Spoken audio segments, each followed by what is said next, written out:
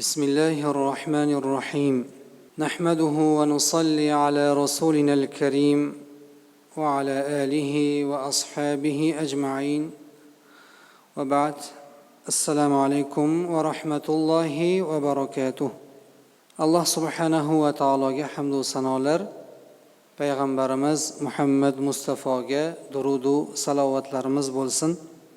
Azizlar, bugun hijriy sana bo'yicha 1448-yil Safar oyining 3-kuni, haftaning juma kuni. Hammamiz uchun haftalik bayramimiz muborak bo'lsin. Alloh taolo bugungi kunda qiladigan barcha xayrli amallarimizni o'zi qabul aylasin. Xususan quyida bo'ladigan amri ma'ruf nahiy munkar suhbatimizni ham Alloh taolo hammamiz uchun xayrli, barakotli, manfaatli aylasin. Azizlar, bugungi juma suhbatimizning mavzusi hozirgi kunda eng dolzarb mavzulardan biri bo'lib kelayotgan do'st tanlashda adashmaylik degan mavzuda. Boshqacha qilib aytganda, islomda do'stlik masalasi, hukmlari, unga tegishli qonun qoidalar haqida suhbatlashamiz. Har qanday mo'min musulmon inson hayoti davomida eng kamida deylik bitta inson bilan do'st bo'ladi. Eng kamida. Mana shu joyda necha kishi, yuzlab inson o'tirgan bo'lsak, do'stim yo'q degan odam yo'q. Hammaning ham do'sti bor, oshna og'aynisi bor, ulfati bor, jo'rasi bor. Demak, siz u bizni hayotimizning ajralmas bir qismi do'stlik. O'zi umuman mo'min musulmonning hayotida Alloh subhanahu va taoloning qonuniyati innamal mu'minuna ikhwatun. Albatta mo'minlar aka ukadirlar deb Alloh taolo marhamat qilgan. Shu oyat karimaga muvofiq hammamiz ham bir-birimizga do'st, birodar, aka ukadek yaqin bo'lishimiz kerak aslida. Lekin ba'zida mana shu birodarlik degan tushunchaga, do'stlik degan sof tuyg'uga mos tushmaydigan ishni qiladiganlar ham uchrab turadi. Ular aynan shariatimizda ko'rsatilgan do'stlikka tegishli hukmlardan yiroq bo'lgan yoki buni bilmaydigan, bilsa ham amal qilmaydigan insonlar hisoblanadi. Aynan bugungi suhbatimiz inshaalloh mana shu mavzudagi ilmlarimizni yanada mustahkamlab, bu masalaga jiddiyroq e'tibor berishimizni talab qiladi degan umiddamiz. Payg'ambarimiz sollallohu alayhi va sallam hadis shariflarda aytadilarki: "Ar-rajulu ala dini khalilihi falyanzur ahadukum man yukhalil."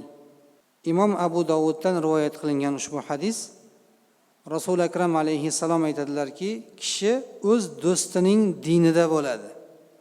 Shunday ekan, har biringiz kimni do'st tutayotganingizga qarasin dedilar. Buni xalqimizda ajoyib bir maqol bilan tushuntiriladi. Aynan mana shu hadisga ma'nosi to'g'ri keladi. Nima deymiz? Do'sting kimligini aytgin, men seni kimligingni aytaman deyiladi. Sen menga do'stingning kimligini ayt, men senga seni kimligingni aytib beraman. Bu nima degani? Bu inson albatta atrofidagi do'stlaridan, oshna og'aynilaridan ta'sirlanadi. Ular qilayotgan amallarga o'zi bilgan yoki bilmagan holatda aralashib ketadi degan. Shu e'tibordan doimo agar yonimizda solih, yaxshi insonni do'st tutadigan bo'lsak, u qilgan amalga qalbimizdan birinchi navbatda rag'bat topamiz. Bitta benamoz odam 10 ta namozxon bilan birga yuradigan bo'lsa, birinchi bir tahorat qilishni o'rganadi, keyin bir safga turib birga namoz o'qishni o'rganadi. Sekin-sekin ularga qo'shilib ketib qoladi, o'zi bilmagan holatda. Lekin aksi bo'ladigan bo'lsa, bir namozxon odam 9 ta bir o'g'rini o'rtasiga tushib qolsa, aksi bo'lib ketish ham hech narsa emas. Ya'ni namozini, ibodatini tashlab, ularga qo'shilib, yaxshigina o'g'ri bo'lib ketmasligiga hech kim kafillik bermaydi. Chunki payg'ambar alayhissalom buni aytib turibdilarki, kishi do'stining dinida bo'ladi. Hayotda buni hammamiz isbotini ko'rgan insonlarmiz. Endi farzand tarbiyasida ham ulamolar, aynan tarbiya ilmining mutaxassislari ham aytadilarki, farzand, yosh o'spirin, yosh bola deylik, 10-15 yosh atrofidagi go'dak ota-onasi, oilasidan ham ko'ra ko'proq ma'lumotlarni do'stlardan oladi. Statistika bo'yicha hisoblashgan ekanki, 60% ma'lumotni do'stlardan oladi debdi. Yosh bola. Oilasida haqiqatda otasidan o'rnak oladi, otasiga ergashishga harakat qiladi, o'g'il bola ayniqsa. Qiz bola onasiga yoki buvisiga, amma xolasiga ulardan ko'rib o'rnak oladi. Qilayotgan amaliga ergashadi. Lekin bu umumiy hayotini 40%dagi amallarga tegishli ekan. Qolgan 60%ni do'stlardan oladi. Chunki tengdoshlari baribir o'sha zamonning bolalarida. Hazrat Alidan rivoyat bor. Farzandlaringiz sizlardan boshqa zamon uchun tug'ilgan degan. Ya'ni siz u biz katta bo'lgan zamonlar u boshqa. Ba'zi bir ishlar hozirgi paytda o'sha davrga to'g'ri kelmay qoladi. Shuning uchun ham hozirgi yoshlarimizni hozirgi davriga mos ravishda tarbiyalab borishimiz kerak. Bu borada albatta to'g'ri do'st tanlashga ham yordam berish yaxshi bo'ladi ota-ona uchun. Chunki yosh bola baribir do'st dushmanni ajrata olmaydi. Ya'ni bunda nimaga e'tibor berish kerak desa, ulamolar aytadilarki, o'sha do'st bo'layotgan bolani ota-onasiga e'tibor bering. Ota-onasi yaxshi insonlar bo'lsa, odatda farzandlari ham yaxshi inson bo'ladi.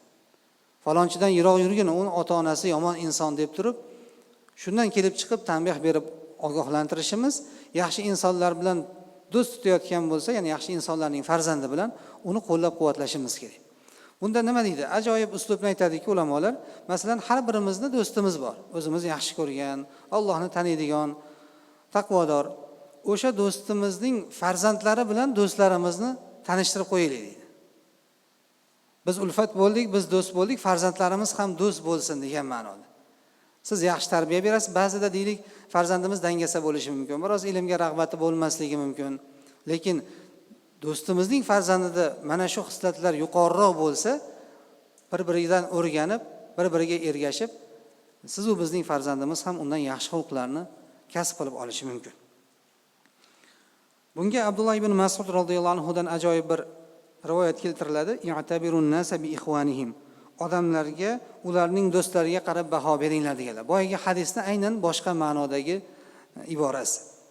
Inson yuqorida aytganimizdek psixologik jihatdan o'zi bilgan yoki bilmagan holatda atrofidagilardan ta'sirlanib, ularning harakatiga sho'ng'ib ketadi. Bir odam aytadi, bir tanishimiz bor edi. Endi juda yaqin do'st emas, tanish, bir masjidga birga namozga borardik. Har kuni ish qilib kamida 2-3 ta namozda ko'rardim. Qo'shni mahallada turardi. Birdan ko'rinmay qoldi deydi. Ko'rinmay qoldi, keyin bir oylardan keyin eshitib qoldim, u bola qamalib ketibdi deydi. Endi nima bo'ldi ekan deb o'sha mahallada turadigan tanish bilishlarimdan surishtirsam deydi, o'zi yaxshi bola edi. Ba'zi sinfdoshlari bor edi, sinfdoshlari bilan ulfatchilik qilib yurardi. U sinfdoshlarining ichida 3-4 tasi o'g'ri ekan. Uni ham qiziqtirib, yursan ham deb, balki tushmasang ham ko'chada poyloqchilik qilib turasan deb olib ketgan deydi. Va ular hammasi guruh bo'lib qo'lga tushgan va hammasi birdaniga qamalib ketgan. O'zi yaxshigina bola edi, faqat do'stlari yo'ldan urdi-da deb qo'ni-qo'shnilar aytayapti. Mana siz u bizga hozirgi kunimizda bo'layotgan yaqqol misolki, kishi do'stining dinida bo'ladi degan payg'ambar alayhissalomning hadislariga aynan dalil bo'ladi. Endi yomon do'stlardan misol keltiryapmiz, yaxshi do'stlar ham bizni hayotimizni yaxshi tomonga o'zgartirishiga xizmat qiladi albatta. Aslida bu jihatdan ko'proq ham foyda keltiradi. Abu Hurayra radhiyallohu anhu dan rivoyat qilingan hadisda aytiladiki, bir odam Alloh yo'lidagi do'stini ziyorat qilish uchun boshqa qo'shni qishloqqa qarab yo'lga chiqdi. Shunda Alloh taolo o'zining farishtasini inson suratida uning oldiga jo'natdi. Farishta unga savol berdi. Sen ketayotgan do'stingda biror bir hojating bormi dedi. Ya'ni bir mushkulingni oson qilish uchun yoki qarz yoki yordam berishini so'rab ketyapsanmi dedi. Yo'q dedi haligi inson. Yoki oldi berding bormi? Ya'ni sen qarz olganding, o'sha qarzini to'lashga ketyapsanmi yoki deganda, yo'q. Unda nima uchun ketyapsan uning ziyoratiga deb so'radi. Shunda haligi inson, men uni Alloh yo'lida yaxshi ko'raman. Alloh uchun do'stim deb bilaman. Alloh uchun uni ziyorat qilish uchun ketyapman dedi. Shunda haligi farishta aytdiki, fa inni rasulullohi ilayk bi anna Alloh qad ahabbaka kama ahbabtahu fihi. Rawahu Muslim. Men Allohning senga yuborgan elchisiman. sen u birodaringni yaxshi ko'rganingdek Alloh ham seni yaxshi ko'rdi dedi. Imom Muslim rivoyat qilganlar bu hadisni. Salaflardan rivoyat qilinadiki, bir inson do'stini ziyorat qilish uchun yo'lga chiqdi-da, bir hafta yurdi. Endi u davrda ulov yo'q, hozirgi o'xshagan mashina, samolyot yo'q. Tuyada yoki otda yo'lga chiqqan, bir haftalik yo'lga borib ziyorat qilib 10 daqiqadir, 15 daqiqadir hovlisida suhbatlashdi. Yuring ichkariga desa, yo'q, mana shu joyda bir suhbatlashing. Yaxshimisan? Xonadoning tinchmi? Farzandlaring yaxshimi? Hol ahvol so'ralgan. Mana haqqimga duo qilgan deb. Do'stining haqqiga duo qilibdi. Duo qilgandan keyin orqasiga o'girilib chiqib ketayotganmish. Birodar, bir hafta nech ming kilometrlab yo'l bosib kelding. Hech bo'lmasa uyimga kirib bir kun mehmon bo'lgin. Bir hordiq chiqargan desa, aytgan ekanki, men hozir seni oldinga kirsam, o'zing yemagan noz-ne'matlarni qo'yasan bilaman. Yoki men umrimda yaqin o'rtada iste'mol qilmagan eng shirin taomlarni tayyorlab kelasan. Bor narsamizni mehmon oldiga qo'yamiz, musulmon odob. Shunday qilasan. Agar shunday bo'ladigan bo'lsa, meni niyatim buzilib qolishi mumkin. Men xolis seni Alloh uchun ziyorat qilgani kelganman, shuni amalga oshirdim, endi qaytaman degan ekan. Ya'ni seniga mehmon bo'lsam, mehmondorchilikka kelgandek bo'lib qolaman. Yoki keyingi safar keladigan bo'lsam, hozir borsam, yaxshi mehmon qiladi do'stim. Qo'y so'yib shashlik qilib beradi degan narsa qalbimdan o'tishni boshlaydi-da, ziyorat niyatim buziladi degan ekan. Mana xolis do'stlik nima bo'ladi? Chegara shu joyda. Bir odamni men Alloh yo'lida yaxshi ko'raman, Alloh yo'lidagi do'stim deb bilaman deydigan bo'lsak, mezon shu ekanki, uni ziyorat qilganda, uni oldiga borganda, undan hol ahvol so'raganda, undan biror bir g'araz maqsadni umid qilmaslik kerak. Xolis Alloh uchun. Ya'ni men yordam berib hol ahvol so'rab qo'yay, ertaga bu ko'tarilish arafasida turibdi, bir mansabga o'tirsa meni qo'llab yuboradi degan niyati bo'lmasa. Yoki bu boy inson hozir yaxshi muomala qilib ziyoratiga borib turib, bemor bo'lib qopti, ertaga menga pul kerak bo'lib qolgan paytda yordam so'rasam, shu yaxshiliklarim tufayli menga yordam qiladi degan narsani ko'zlasa, bu Alloh yo'lidagi do'stlik emas bu. Bu manfaat ustiga qurilgan bir o'rtoqlik, ulfatchilikdan boshqa narsa emas. Islomdagi Alloh yo'lidagi do'stlik juda ham katta, bu sharafli ish. Bunga hamma ham erisha olmaydi, lekin mana shunday ilmini, chegaralarini bilib oladigan bo'lsak, inshaalloh harakat qilsak, Alloh taolo uchun oson. Va xolis Alloh uchun qilingan do'stlikning mukofoti haqida payg'ambarimiz sollallohu alayhi vasallam aytadilarki, va rajulani tahabba fillah ijtama'a alayhi va tafarraqa alayhi. Ya'ni bu uzun hadisdan ko'chirma. Payg'ambarimiz sollallohu alayhi vasallam ana shu hadisda aytganlarki, qiyomat kunida hamma hatto o'zini terlab terisiga ko'milib qolayotgan dahshatli kunda quyosh qizdirib kuydirib yuborayotgan, quyosh parchalanib umuman hamma yer va osmon yorilib ostin-ustun bo'lib ketgan dahshatli kunda 7 toifa insonni Alloh taolo arshining soyasidan soya beradi degan. Va 7 ta inson sanalgan. Falon ishlarni qilganlar. O'shalarning ichida bittasi uzun hadisdan hozir to'xtalsak suhbat cho'zilib ketadi. Boshqa mavzuga o'tib ketib qolamiz. O'rni kelganda yana inshaalloh bu hadisni o'rganamiz. Ana shunda aytiladiki 5 yoki 6-sida Alloh yo'lida bir-birini yaxshi ko'rib, Alloh uchun jam bo'lib, Alloh uchun ajraladigan 2 kishi qiyomat kunida arshning soyasida soyalanadi degan. Alloh yo'lida do'stlashgan degani mana biz yuqorida aytgan. Hech qanaqa manfaatni umid qilmasdan faqat Alloh uchun yaxshi ko'rsangiz bir insonni, bir birodaringizni, ana shu inson ham sizni yaxshi ko'rsa, bular Alloh yo'lidagi do'stlashgan insonlar deyiladi. Yana bir chin do'stlikning sifatlaridan biri sizni yaxshilikka buyurib, yomonlikdan qaytaradi do'stingiz yoki siz do'stingizni yaxshilikka buyurib, yomonlikdan qaytarasiz. Ahibba lin-nasi ma tuhibbu li nafsik. O'zingga ravo ko'rgan narsani birodaringga ham ravo ko'rasan. Boshqa bir hadisda o'ziga yaxshi ko'rgan narsani birodariga ham ravo ko'rmaguncha komil mo'min bo'lmaydi inson deyilgan.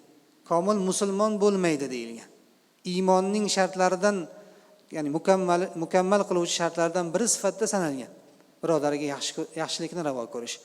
Yaxshilikni ravo ko'rish esa birinchi navbatda birodaringizni jannatiy bo'lishini xohlashingiz bo'ladi.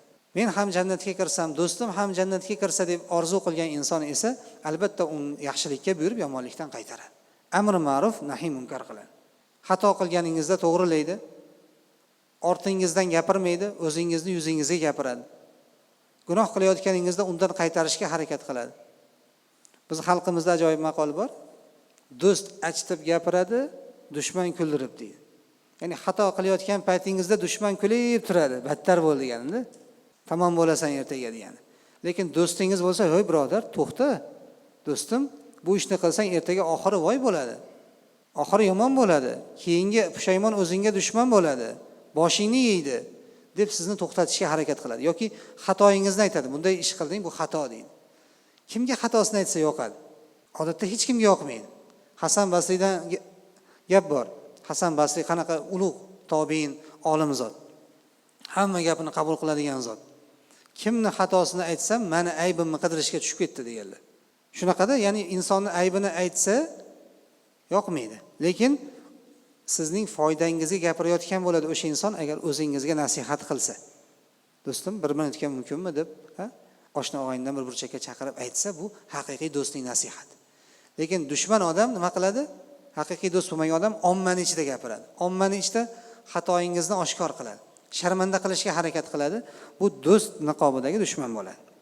Mana Qur'oni Karimda ham amr ma'rufni olmaydigan insonning oqibati haqida Qorunning qissasi keladi. Qorun.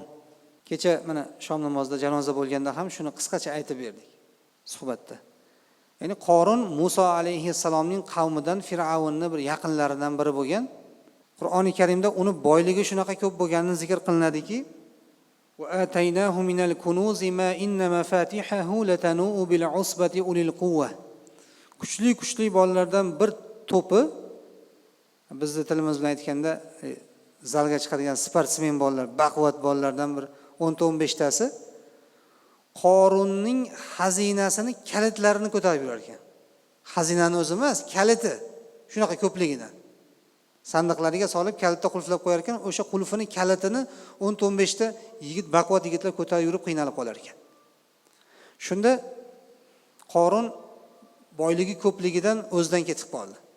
Kibr qildi. Odamlarni mensimay qo'ydi. "Men topdim buni" dedi. Allohni unutdi. Shunda atrofdagilar nima dedi? Atrofdagilari la tafroh dedi birinchi. Ya'ni hovliqma dedi. Alloh taolo hovliquvchilarni yaxshi ko'rmaydi.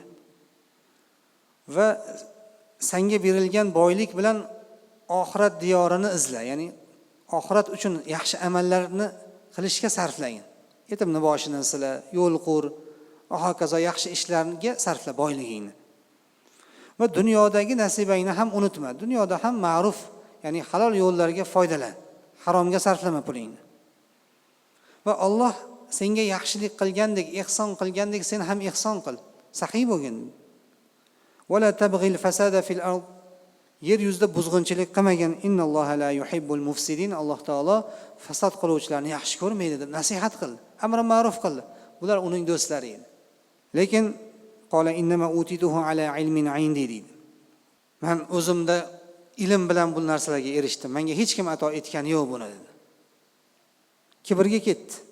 Agar boyligimni olib qo'ysam, men yana boshqa boyliklarim bilan o'zimni tiklab oluraman. Va hokazo boylik bilan hamma narsaga erishaman deb da'vo qilgan paytda fa khasafna bihi va bidarihi al-ard dedi Alloh taolo. Uni o'zini ham, mol va davlatini ham, qurgan qasr va imoratlarni ham hammasini odamlarga ibrat bo'lishi uchun yerga yuttirdik dedi. Yer yutib yubordi Qorunni. Hozirgi kundagi hamma milliarderlarni pulini to'plasa ham Qorunga yetmasdi puli. Lekin oxiri nima bo'ldi? Kibrga berilgani uchun va amr ma'rufni o'zining yaqin do'stlarining nasihatini olmagani uchun halok bo'ldi, yer yutdi. Butun xazinasi mol va davlat bilan birga. Shuning uchun inson kamtar bo'lishi, qo'liga mol va davlat tushsa, odamlarni mensimay qo'ymasligi, balki ana shu boylikka erishishdan oldin qanaqa edi? Qanaqa siniq, qanaqa kamtar inson edi? O'zgarmasligi kerak. Boylik o'zgartirgan odamga nima deyiladi? Boylik seni yaxshiligingga xizmat qilmabdi deyiladi. Aslida boylik ko'paygan sari mas'uliyat ko'payayotganini his qilib odam yanada bosiq bo'lib borish kerak. Chunki buncha narsani javobini qanday beraman? Ashariy mubashshiralardan bo'lgan Abdurrahmon ibn Avf radhiyallohu anhu ga payg'ambar alayhissalom sen jannatga emaklab kirasan deganlar. Har valatan dedi, emaklab kirasan. Nima uchun deganda boyligi ko'p bo'lgani uchun hisob kitobi qilinib, oxirida hammadan keyin hisob kitob qilinib emaklab yetib keladi degan ekan. Savol javob og'ir bo'lganda yura olmay qoladi degan. Demak, amri ma'ruf nahiy munkar qiluvchi do'st eng yaxshi do'st bo'ladi. Lekin bu dunyoda ulfat bo'lib, mana shunaqa ulfatlar bor. Har hafta choyxonada o'tiradigan ulfatlarimiz bor. Mayli, Alloh birodarlikni ziyoda qilsin. Lekin mana shu suhbatlarning aksarida manfaat qolmagan. Biz ham bir deylik, shu ulfatlar bilan o'tirib qolamiz, choyxonadami, bir tog'dami, bir atrofingizdagi xonada bo'layotgan suhbat qulog'ingizga eshitilib qoladi. Ba'zilar qanaqa fahsh ishlarni qilgani bilan maqtanib o'tiradi. Ba'zilarni og'zidan chiqayotgan so'zdan insonning beti to'kilib ketadi. Hazrat Anas roziyallohu anhu ga payg'ambar alayhisalom nasihat qiling deganlar, tillarini ko'rsatdilar. Ya'ni tilingga hushyor bo'lgin dedilar. Ya Rasululloh, biz gapirgan gapimizga ham javob beramizmi deganlarda, onang seni yo'qotib qo'ygur, do'zaxga yuzidan sudralib uloqtirilishiga sabab bo'ladigan narsa mana shu til bo'ladi dedilar. Birovni g'iybat, tuhmat, bo'xton qiluvchi mana shu tilimiz, birovga qalbiga yillab unutilmas ozorlarni beruvchi mana shu tilimiz o'rni kelganda qilishdan ham o'tkir bo'lib ketadi. Lekin bizni jannatga ham olib kiruvchi, Allohni tinmay zikr qilishga ham sabab bo'luvchi narsa mana shu tilimiz bo'ladi. Yaxshilikda foydalanish kerak. Al-akhillau yawma idhin ba'dhuhum li ba'dhin aduwwun illa al-muttaqin dedi Alloh taolo shuning uchun. Ya'ni shunday do'stlar bor, qiyomat kunida bir-biriga dushman bo'ladilar. Faqatgina taqvodorlar bundan mustasno. Dunyoda juda oshna og'ayni bo'lib yuradi. Hech ajralmaydi. Toqqa chiqsa ham birga chiqadi, bog'ga borsa ham birga boradi. Lekin doim ma'siyatda sherikda ular. Birovni g'iybat qilishda, tuhmat qilishda sherik, firibgarlik qilishda sherik, fahsh ishlarda, munkar ishlarda doimo sherik. Hatto ichidagi haligi mast qiluvchi ichimlik ichmaydiganini ham buzadi. Erkakmisan ol deydi. Yigitchilikda bo'ladi-da, o'g'il bola ko'taradi deydi. Go'yoki g'ururiga tekkandek bo'lib, haligi sodda samimiy yigit ham buziladi ularga qo'shilib. Mana bunday do'stlar do'st niqobidagi, ya'ni nomi do'st xolos, asl dushman. Sa'diy Shiroziy rahimahulloh aytadilarki, Forsiy baytda yori battar buvat azmori bat deydilar. Ya'ni yomon do'st yomon ilondan ham yomonroq bo'ladi. Ya'ni ilon chaqqanda seni tanangga zahar yetkazsa, zarar yetkazsa, yomon do'st seni iymoningga zarar yetkazadi. Oxiratingni kuydirishi mumkin. Shuning uchun bunday do'stlardan uzoq bo'lgan deganlar. Do'stlik deganda, ya'ni sahobiylarning hayotlaridan, payg'ambar alayhissalom bilan Hazrat Abu Bakr roziyallohu anhu ning do'stliklari, Hazrat Abu Bakr bilan Umar roziyallohu anhu ning do'stliklarini o'qib o'rganib, aksarimiz o'qimaganmiz. Hazrat Umarning hayotlarini, Abu Bakrning hayotlarini faqat nomini eshitgandirmiz. Farzandlarimiz ham bilmay katta bo'lyaptilar. Ularga ta'lim, tarbiya berish jarayonida aynan mana shu zotlarni qissalaridan aytib berib o'rgatadigan bo'lsak, ana shunda haqiqiy do'stlik degan darajaga erishamiz. O'zimiz ham, farzandlarimiz ham. Qiyomat kunidagi do'stlikning ahamiyati haqida mana bu oyatdan ham bilib olamiz. A'udhu billahi minash shaytonir rojim. Va yawma ya'udhu adh-dhalimu ala yadayhi yaqulu ya laytani ittakhadhtu ma'ar rasuli sabila ya waylata laytani lam attakhidh fulanan khalila laqad adallani 'ani adh-dhikri ba'da idh ja'ani wa kana ash-shaytanu lil-insani khadhula. U kunda zolim ikki qo'lini tishlab qoladi. Do'zaxga kiritilgan kofir inson aytadiki, eyvoh, payg'ambar ila bir yo'lni tutganimda edi. Eyvoh, koshki falonchini do'st tutmasam edi. Hali biz ham bu dunyoni o'zida ham aytamiz. Qaysi falokat yo'l o'qib senga sherik bo'libman deymiz. Bu dunyoda aytib, shuni xulosa qilib tavba qilsak, xulosa chiqarsak bu yaxshi. Lekin dunyoda o'tib ketib qiyomatga borganda endi o'zgartirib bo'lmaydi buni. Falon ishlarni bekor qilmayman demayapti. Birinchi gap nima bo'lyapti? Falonchini do'st tutmasam yaxshi bo'lardi ekan deyapti. Nimaga? Hamma gunohni boshi odatda ana shu yomon do'stlarga qo'shilishdan bo'ladi degan. Xalqimizda ham yana ajoyib bir maqol bor. Qozonga yaqin yursang, qarosi yuqar, yomonga yaqin yursang, balosi yuqar deydi. Aynan mana shu oyat karima va hadis shariflariga juda mos keladi shu. Payg'ambar alayhissalom ham yaxshi do'stni mushk ambar sotuvchiga o'xshatganlar. Hech bo'lmasa mushk ambardan olmasang ham yonidan o'tsang hidi kiyimingga uradi degan. Ya'ni yaxshilarning yonida yuravergin degan. Yomon do'st esa bosqonga dam uruvchi temirchiga o'xshaydi. Yoniga borsang yo darrov temirxonaga kirsang, temirchini oldiga borsang kiyimingga qora tegadi, qattin tegib qo'yganini bilmay qolasan, yoki hidi dimog'ingga urib seni yomon ahvolga soladi, noqulay, ya'ni yoqimsiz holatga soladi deganlar. Yomon do'stni hech bo'lmaganda o'sha hididan zarar yetadi degani ta'sirlanasizda, men ham yuribmanda shu gunohni yigitlikda men ham qilsam bo'lardi ekan degan qalbidan bir orzu o'tib qolsa ham ketdi-da. Mana shu niyat uni keyinchalik albatta bir kun mana shu gunohga boshlab boradi.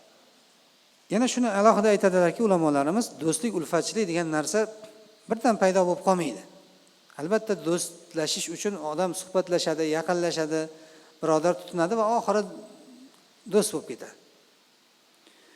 O'sha do'stlik tutunish jarayonida insonni tabiati uni odamni ko'tarishi kerak-da. Ba'zi odamlar bor, 5 daqiqa suhbatlashib tura olmaysiz. Ya'ni gapida tayin yo'q, gapida ma'no mazmun yo'q. Tezroq shu gapini tugatsada ketsam deysiz. Yaxshi insonlarning suhbatiga esa to'ymaysiz. 1 soat gaplashsangiz ham 5 daqiqada o'tib ketadi. Maza qildim, yengil tortdim, qalbimdagi savollarga javob topdim deysiz. Demak, insonning tabiati ko'tarishi uchun ham unga to'g'ri tarbiya berib, yaxshi insonlarning yaxshiligini, yomon insonlarning yomonligini tushuntirib borsangiz, birinchi suhbatlashdayoq otam aytgan haligi qo'shilmagan degan yomon odamlar shular bo'lar ekan. Otam aytgan yaxshi odamlar mana shular ekan, o'sha sifatlarni shu odamda ko'ryapman, shu do'stimda ko'ryapman deb unga yaqin yurishni boshlaydi. Demak, yaxshi do'st tanlashda ham farzandga avvalo sog'lom tarbiyani berib borish juda muhim. U o'shanda insonlarni ajratish malakasiga bir muncha ega bo'ladi-da, ilmini hosil qiladi va do'st tanlashda adashmaydi. Imom G'azoliy Ihyo Ulumuddinda ajoyib narsani aytganlar. Farzandni tarbiyalashni birinchi kaliti uni yomon do'stlardan uzoq tutishing va yaxshi odamlarga do'st qilib qo'yishing degan. Baribir biz yoshimiz katta, biz bilan do'st bo'lib ketish qiyin farzandni. Hali distansiyada masofa bo'ladi ma'lum miqdorda. Qiz bilan onaning ham, o'g'il bilan otaning ham. Lekin o'zining tengdoshlaridan sirlarini yashirmaydi. Ana shular yaxshi insonlarga do'st qilib qo'yilsa, manfaati ko'p bo'ladi deb Imom G'azoliy rahimahulloh ham aytganlar. Nuh alayhissalomning o'g'illarini biri kofir bo'lib ketadi. Payg'ambarning o'g'li, qarang. Payg'ambarning o'g'li kofir bo'lishiga nima sabab bo'lgan desa, ulamolar ana shu yomon ulfatlar sabab bo'lgan degan. Payg'ambarlarning o'g'li ham payg'ambar bo'ladi. Lekin yomon ulfatlarga qo'shilganidan to'fonda qolib ketadi u. Nuh to'foni bo'lgan paytda to'fonda qolib ketadi. Nuh alayhissalom o'g'lim qolib ketyapti deganlarda, u sani o'g'ling emas. Innahu amalun g'ayru solih, uni amali solih emas dedi Alloh taolo. Nuh to'fonida halok bo'lib ketadi. Ana shunga ham sabab yomon ulfatlar bo'lgan deb aytadilar ulamolarimiz. Do'stni sinashning eng yaxshi usullaridan biri birga safar qilish debdilar. Safar o'zi lug'aviy ma'nosi ham yalang'och qilish deganda, insonni ichidagi bor narsani chiqazib tashlaydi degani safar. Mana bir necha bor umra safarida bo'lganmiz. Endi hamma ham emas, ba'zilarda ko'rib qolamiz. Borib olib, sal narsaga jahl qilib, biz bu yerda yaxshi yurgan odam bo'ladi. O'sha joyga borganda darrov boshqacha bo'lib qoladi ba'zida. Sabrsiz, ikkita gap yoqmaydigan, avtobus kechikib qolsa ham janjal qilgan, avval kelsa ham janjal qilgan. Ovqat bundoq chiqibdi, ovqatni yomonlagan, issiq bo'lib ketsa ham gapirgan, sovuq bo'lib ketsa ham gapirgan. Safar insonni haqiqiy yuzini ochib berar ekan-da. Safarni yaxshi o'tkazsa hamrohingiz, bundan do'st chiqar ekan desa bo'lar ekan. Bitta shart. Va yana siz mashaqqatga, qiyinchilikka tushib qolganingizda yoningizda tura oladigan odam do'st bo'ladi. Manfaat kelib turganda do'st, manfaat ketishi bilan yoningizdan yo'qolib qolgan odamlar o'sha manfaatingizga do'st bo'lgan, pulingizga do'st bo'lgan odamlar bo'ladi. Yoki musibatga uchraganingizda yoningizda turadigan odamlar. Mana sahobiylardan keltiriladi Ka'b ibn Malikning qissasida. Ka'b ibn Malik Tabuk g'azotiga chiqmasdan bahona qilib chiqmaydi. Katta gunoh ishni qiladi, keyin tavba qiladi va o'zini masjidga bog'lab qo'yadi bor. Ya Rasululloh, menga siz va Alloh kechirmaguncha o'zimni bog'ishdan yechmayman deydi. Va chin dildan tavba qilgancha Alloh taolo kechiruvchi oyatni nozil qiladi Tavba surasida. Shunda birinchi bo'lib Talha ibn Ubaydulloh kelib tabriklagan ekan. Ey Ka'b, xursand bo'lgin, Alloh taolo seni oqladi, tavbangni qabul qildi deydi. Ka'b aytadilarki, o'lgunimcha ko'z oldimdan Talha ketmadi degan. Ya'ni yomon kuningizda yoningizda turgan odamni hech qachon unutmaysiz-da. Hamma tark etib, hamma so'rashmasdan, salomlashmasdan o'tib ketayotgan paytda birinchi bo'lib kelib tabriklagan Talha bo'lganda deb eslagan ekan. Va yana eng asosiysi insonning kimligi hozirgi kunda ayniqsa oldi berdi qilganingizda bilinadi. Qiyomatli do'stimiz, birodarim bir $100 qarz berib turgan, uzog'i 2 haftada qaytaraman deydi. Shu bilan qiyomat diydor yo'q. Telefon qilsangiz ham yo'q, uyga borsangiz ham yo'q. Oxiri qayerda uchatib, "Bu qarzingni bergin. Nomard desangiz, qachon sendan qarz oldim" deydi. "Guvohing bormi?" deydi. Ya'ni yaqin do'stim deb turib, guvoh xat hujjat qilmasdan, yozish chiziq qilmasdan berib yuborgansiz, yo'q. Oxiri nima deysiz? Qiyomatda olaman deysiz. Mana bular do'st niqobidagi insonlar bo'ladi. Hazrat Umardan ham so'rashgan. Bir odam falonchi bilan yaqinman, do'stman deb gapiribdi-da. Hazrat Umar aytiblarki, "U odam bilan safarga chiqqanmisan?" dedilar. "Yo'q." "U odam bilan oldi berdi muomalasini qilganmisan?" desa, "Yo'q" debdi. "Unda u odamni tanimas ekansan.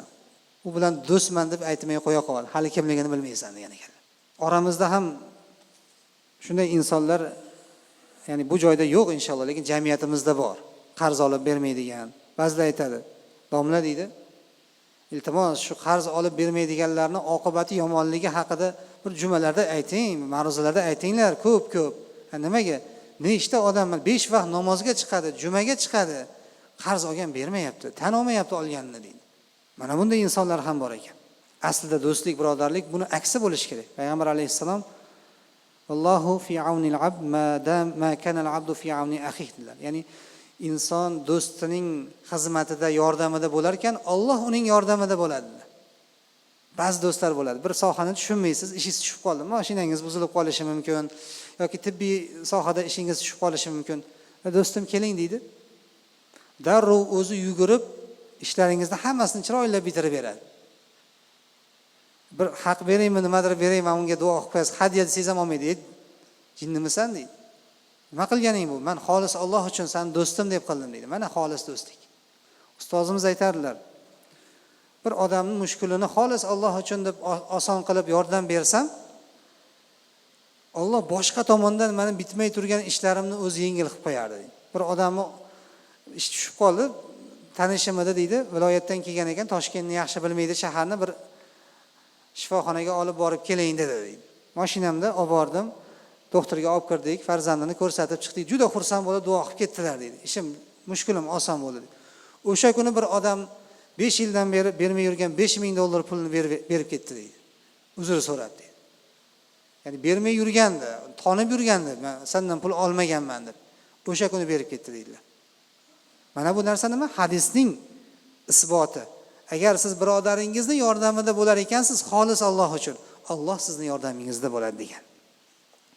Payg'ambar alayhissalomdan yana bir ajoyib hadis, do'stlikni shartlaridan biri demak, birodaringizni doim yordamida bo'lishingiz. Uni yaxshi yomon kunlarda yonida bo'lishga harakat qilishingiz. Da'vatiga javob berishingiz, ya'ni bir marosim, to'y, shunga o'xshagan yig'in qilib chaqirgan joyga borish ham do'stning, birodarning haqqi bo'ladi. Va shuningdek birodarning haqqiga duo qilib turish. Payg'ambar alayhisalom aytdilarki, musulmon kishining o'z birodarining haqqiga g'oyibona qilgan duosi qabul bo'ladi. G'oyibona. Ya'ni o'ziga eshittirmasdan. Va o'shanda unga muvakkal qilgan farishta yonida turib, senga ham birodaringga so'ragan narsang bo'lsin deb turadilar. Endi hammamiz o'zimizga bir savol beraylik. Avvalo, Alloh yo'lidagi mana shunday manfaat ustiga qurilmagan haqiqiy do'stimiz bormi? Bor bo'lsa, unga g'oyibona ismini aytib qachon duo qildik? Ya Robbi, tahajjudda turgan paytimizda do'stim Abdulloh biroz ishlar yurishmay turibdi, shuni ham ishiga rivoj bergin. Farzandi bemor bo'lib turibdi, o'zing shifo bergin. Ota-onasi biroz qiyinchilikda turibdi, mushkulni oson qilgin. Qarzga kirib qolgan, o'zing najot bergin deb duo qilyapmizmi? Ismini aytib. Agar ismini aytib duo qilsak nima ekan? O'zimizda asli duo qilayotgan bo'lar ekanmiz. Farishta farishta turib senga ham shuni mislicha bo'lsin deb turar ekan. Demak, birodarning birodardagi haqqi, do'stning do'stdagi haqqi, uning haqqiga duo qilib turish. Azizlar, bugungi kunda mana tezisimizda ham aytilyapti, do'stlik, ulfatchilik degan narsa choyxonada osh yeyishdan iborat bo'lib qoldi.